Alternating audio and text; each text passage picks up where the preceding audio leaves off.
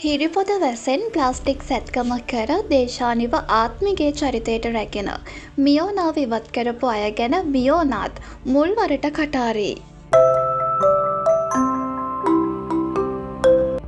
හිරිපොද වැස්ස ටෙලිනාට්‍යයේ ආත්මිගේ චරිතයෙන් නවක රංගන ශිල්පිනී මියෝනාද සිල්වා ඉවත් කර ඒ වෙනුවට දේශානි නිහාරාව එක් කර තිබුණා.